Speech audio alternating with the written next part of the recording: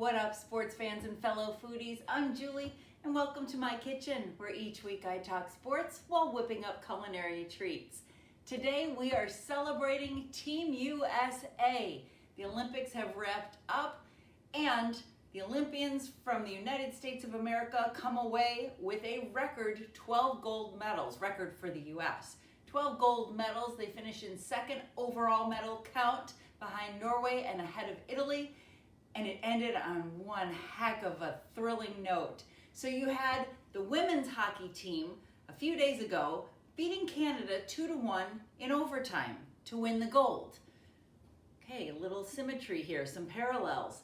As I'm watching the men's team battle Canada for the gold medal this morning, it was 1-1 in the second. And I said aloud, wow, wouldn't it be crazy if this game went to overtime and the US beat Canada in overtime to take the gold? I manifested it. I brought it to light. Well, no, actually it was Jack Hughes, who was spectacular. Lost teeth early in the game. Is looking down on the ice going, that's not good. He was just emblematic of everything that the US hockey team finished off today. You see him with this big mouthful of blood and missing teeth, and he's wrapped in the American flag, and he scored the game-winning goal. He and his brother Quinn, just part of the face of Team USA hockey this Olympic run. And boy, between the women's team the other day, the men's team today, the back-to-back overtime 2-1 wins over Canada to get the gold for each team, you had to feel some jingoistic vibes going on. And the Olympics in general, a tremendous run for so many great stories, family storylines, stories of triumph and tragedy. We'll get back to some of that in a second. But let's tell you what we're making today. We are going as American as hot dogs and apple pie, but we're gonna put a little bit of a twist on them. We are starting with the hot dogs. We're gonna do pull-apart pigs in a blanket. These are great if you're serving these for company. We're gonna do a larger version. I've got a little version that I'm gonna show you that I completed a bit earlier, but we're gonna start with a springform pan. If you don't know, a springform pan is the kind that has this little latch on it. It's great for making cheesecakes. Springform pan is helping you get things out of the pan easier. What I'm gonna do, I've got some melted butter here. I'm gonna take my pastry brush and I'm just swiping it around the bottom, around the edges, so that my dough is gonna come out nice and clean. And in the center of this, I'm gonna put a ramekin. Ramekins can go in the oven for things like creme brulee. And I'm gonna brush the outside with butter so that the pastry does not stick there. And we're just gonna put that right in the middle. Maybe put a little bit on the bottom here. Put that right in the center. We are done with our melted butter for the moment. All right, so what's going on the inside? We're gonna take a sheet of crescent roll dough. You can get the ones that make crescent rolls, but Pillsbury also makes them in sheets. So I got the sheets. Oh, I love that sound of the poof. I'm gonna open this up, unroll it.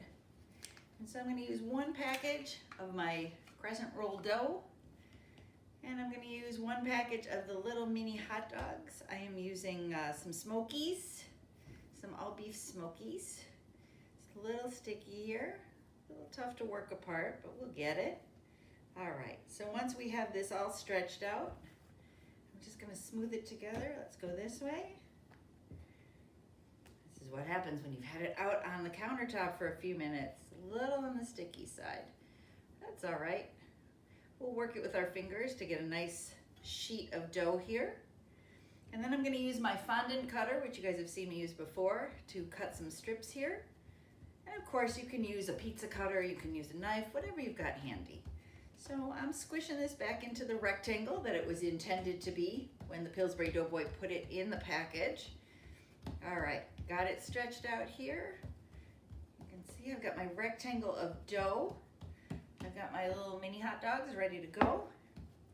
And I'm going to spread this with a little bit of melted butter, because butter makes everything better. So I'm gonna spread this with some melted butter. And then I'm gonna sprinkle it with some Parmesan cheese, because goodness knows I love gooey cheese in everything. All right, so I'm gonna take my cutter, I'm gonna cut right down the middle, and then I'm gonna start cutting strips this way, and they're probably about 1.5 inches or so, maybe 2 inches. And I'm gonna use those strips. I'm gonna take them and I'm going to wrap the hot dogs in my little strips of buttery, cheesy dough here. So once I've got them wrapped up, I'm gonna set them standing up around the edge of my springform pan. So you'll see, I'm gonna move my ramekin here for a second. You are just pressing them up against the edge so they stay there. And you're gonna keep working all the way around. You're gonna keep rolling them in the dough so that you have a full circle all the way around on the outside. They'll stick together because of the dough. And then when you do that, you're gonna do one on the inside as well. That'll bridge the gap from the outside ring to your ramekin on the inside. All right, once you've got all those set up in there, you're gonna take the melted butter, you're gonna brush the tops so you get a nice brown on the tops when they're baking. You're gonna toss it in the oven at 375, probably about 20 minutes or so, but you'll wanna keep checking on it. So, I'm gonna show you the ones I pulled out of the oven a few minutes ago. And again, my springform pan makes this nice and easy to pop out. You take the latch, you open it up, and it's just gonna pop out nice and easy. And you've got that center right there. You can use that, fill it up with some honey mustard dipping sauce, ketchup, whatever you wanna put on the middle. But this is ready for your company to start pulling apart and munching on. And mine has that cheese on the inside and you get those flaky layers. Nice and easy for your company to dig into, especially if you're watching a game together or something like that. So you've got that completed, just like that. Our hot dogs are done. We're moving on to our apple pie. I love making apple pie. Probably one of my best recipes. Probably the one recipe I don't share with anybody. So I don't know that I'm going to be sharing it with you guys just yet. You know, build a little anticipation. Maybe we'll get to that closer to the fall, or maybe we'll incentivize you guys. We'll say if you guys can get me a certain number of views, I will share my apple pie recipe. But for right now, keeping it close to the vest. All right, so what I've got going on here, I got some mini tart shells. You can buy them at the store. These are not my usual phyllo dough shells that I use, but these are actually a pastry that's already baked. So I'm gonna use those. I filled them with a little bit of a chopped apple mixture. So I took diced apples. Tart apples are better, like Granny Smith. I added some cinnamon, some sugar, some lemon juice, and a little bit of flour to help it thicken up a bit. So you can reach out at me, message me. I'll give you the breakdown on the ingredients for that. But I've got all these ready to go, ready to top. And what I'm gonna do in a bowl, I'm gonna do a 1-to-1 ratio of brown sugar and butter. So normally, if I'm doing a full pie, I do a whole stick of butter, half a cup, and a half a cup of brown sugar. I'm scaling down because I'm just doing a little mini version. But I've got a 1/4 cup of butter, and then I've got a 1/4 cup of brown sugar. You can mix this with a hand mixer. You can mix this on your stand mixer as well. But I'm gonna do it by hand because it's nice and easy. It doesn't make a lot of mess with bowls. The less dishes we have to do, the better. And I'm just gonna smush it with my fingers into a lovely, I guess it's kind of a paste.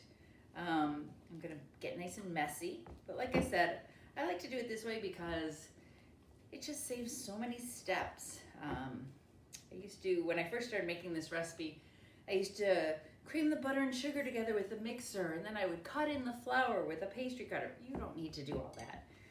All you have to do, take a bowl. Don't be afraid to get your hands dirty. Most chefs are not. And then I've got this lovely little mixture here, which again is just brown sugar and butter, 1-to-1 ratio. I'm gonna put a little sprinkle of salt in here because I like mine really salty, but I am using salted butter, so you don't have to. And then it's 2-to-1 ratio of flour to your other ingredients. So since I used a 1/4 cup of brown sugar, a 1/4 cup of butter, I'm gonna use a half a cup of flour. I'm gonna dump it in there. And again, just gonna work it in with my fingers. You're gonna make nice little crumbles. The great thing about this, you can use these crumbles for topping coffee cakes, topping muffins. Like I said, this one is just exclusive to my apple pies, where I came up with the recipe, but it has a lot of applications. So as I'm mixing this, you'll see the more flour you add, the lighter your crumbles are. or you can have them a little bit thicker. These are the ones that are really good to eat in the oven while they're baking and you're checking on things, checking on your ingredients. Once you're done with that, you're gonna come up with a mixture that looks kind of like this. I'm gonna sprinkle these on top of all my little tartlets here. And then these are gonna go in the oven. I usually bake my apple pie at 375 to 400. Don't have to go that high for these little guys because you don't want the shells to burn. But what I would do with these, I would put these on a sheet, a cookie sheet with some parchment paper and bake those off. So we're gonna show you how that one turned out. They're working away in the oven right now. And you got these beautiful little tart shells that look just like this. And the best way is when you see them start to get brown, that's how you know they're ready. My edges are a little bit browner. And of course these ones on the pan that are really, really dark, well, you should have eaten those while you were checking on the pie shells. I mean, come on, you're supposed to be looking in there. These little dark, but when they're lighter than that, I do tend to scoop them up and eat them as I'm watching what's going on in the oven. So those are Americanized finger foods, we'll call them that, for tonight. And again, celebrating everything wonderful about the Olympics. One other note on the hockey team today. I mean, if you had a dry eye during this part, so you had Johnny Gaudreau, who was involved in a car accident, a fatal car accident back in August. He and his brother were biking. They got hit by a drunk driver, took their lives, and he had been a big part of the hockey community playing for the Columbus Blue Jackets. So he was memorialized by the team today as they celebrated with his jersey on the ice. And not only did they have his jersey in the team picture, they went and got Johnny Gaudreau's kids from the stands, took them from Johnny's widow, and brought them out for the team picture as well. So you had these two tiny little ones who probably don't even understand why their dad's not here anymore, but they were a part of the celebration on ice today. 46 years to the day of Miracle on Ice. 1980, the last time the men's hockey team won a gold medal. 46 years later, it was magical today, and that's what we love about sports. All right, other things we could have touched on today, the Bears threatening to go to Indiana. I had a whole show planned on that, but that seems like it's not going away anytime soon, so we'll revisit that. And also, spring training underway, my favorite time of year. Chicago White Sox 3-0. I know, it's only spring training. Cubs 0-3. I think they hit into a triple play today. That's okay. Doesn't count. This is where you work out all the kinks. So we got plenty to talk about in weeks to come, but a perfect ending to the Olympics today. And now 4 more years till they do it again in France. All right, thanks for watching. Like I said, there's a whole bunch of Bears and baseball stuff on the docket, and we're getting close to the NCAA tournament as well. So thanks for joining me. I'll see you next time.